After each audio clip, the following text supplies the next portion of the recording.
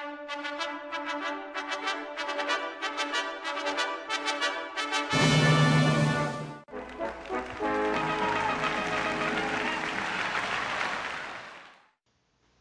there, everyone, and welcome to Greetings from Florida, a weekly roundup of the horrible news stories to come out of Florida. Yes, Florida, where O.J. Simpson spends his time when he's out of jail. For our first story, we start with some criminals early in their careers. Two women, Anna Muffson and Lisa Tarr, are under arrest after robbing their clients blind while working for a cleaning service. The two had only worked as cleaners for 3 weeks, but in those 3 weeks, they had racked up $18,000 worth of stolen goods. Tarr, for her part, admitted to being a heroin addict, while Muffson said she had family issues. The two stole jewelry, which sadly is way too overvalued, which they pawned. They also made off with some coins, not worth much, so in the end, they are charged for more than what they got. All in all, it's pretty dumb. It's not like they're going to have to check all the other questionable maids they hired recently. For our next story, in reference to a previous story from a few months back, Mike's girlfriend has finally been sentenced in court. Zhengwang Zhao, known as the Art Basel stabber, last year stabbed a woman at the Art Basel event. The victim of the stabbing called into the court to have mercy on my girlfriend, saying she was way too crazy for prison. And the court agreed. Zhao was instead being deported to China, never to see America again. As far as her psychiatrist is concerned, he stated that she thought ISIS was going to attack, and she attacked the woman to draw attention to the scene. She has a history of mental problems, and may end up getting the treatment she deserves. Too bad for me. She was just too crazy. Notice to Donald Trump, Mexico might not be the country you should be worried about sending people over. For our next story, there is hope for a new partner. A certain Floridian is having a bad time being in Florida, as she's allergic to her own sweat and tears. Made even worse because she is in Florida, where sweat and tears are part of the daily life. Julie Reed has a rare condition, this word right here, which causes her to break out in hives. As a result, she has not left her house and has gained over 100 pounds over the past 3 years, as she eats her feelings. She says she looks like a monster and spends her Saturday nights crying in bed, making things even worse. We're sorry, Julie, but in consideration of your condition, could be some guy's fetish. So we here at Greetings say, hang in there. Mr. Right might be right around the corner. For our next story, a man going for a joyride with a suspended license. Police stopped Lee Roberts driving erratically in the rain. The cops pulled him over, but he opened and closed the door 3 times. When police searched his car, they found 3 empty jeweler's bags.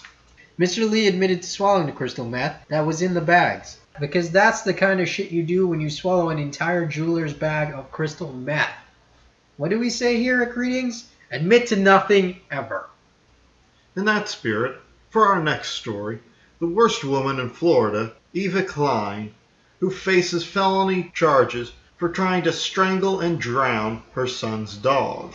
We're not sure what the dog or the son did to lead to this, but Eva felt she needed to kill the dog. The scene played out like this. Eva wrapped speaker wire around the dog's neck and back legs, and then knocked the dog into the intercoastal. Luckily, some boaters witnessed the incident and came to the dog's rescue. The woman was quoted as saying, her dog liked to swim from one side of the intercoastal to the other.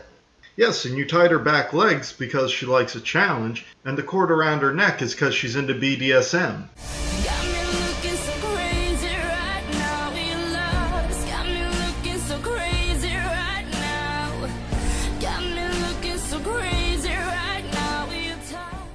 And she continued saying, would I kill her? No, why would I kill her? And this is all a misunderstanding. I didn't do it. Nobody saw me do it. There's no way they can prove anything. We say, good luck with your lies, and we sincerely hope you burn in hell. For our next story, talk about lies. A cheerleading mom is denying that she punched her daughter's coach in the face. 2 witnesses described the incident as Stephanie Waddle got in an argument with her daughter's cheer coach. She was upset because her daughter was suspended from the competition.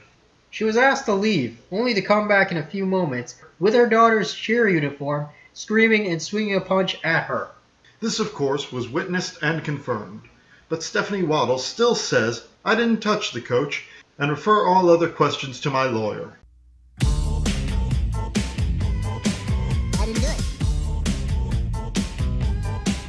I didn't do it. Again, good luck with your lies. And Mr. Vagnoni and Mr. Sergiu would like to say, you have a silly last name. And for our final and most shocking story, a tenant is dead today, killed by his landlord. The reason? Late rent. This just shows you the housing crisis is so bad in Florida, you may just get killed over it.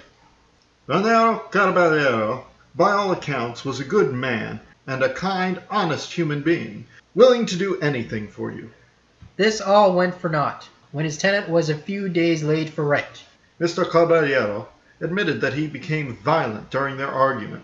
His tenant tried to leave at this point and went inside and locked the door. At this point, Mr. Caballero went full Jules Winfield and shot his tenant in the head, straight through the sliding glass door, then went in and finished him with a double tap to the head. All these were crimes, as under Florida law, your tenant must be at least 6 months late on rent before you can execute them. That's it for this week, everyone. This week's episode was brought to you by Cubans. Yes, Cubans. Getting back at white people for just about everything. So this is Nick and Mike. Till next week, please remember to like, share, comment, and subscribe. Please subscribe. Please.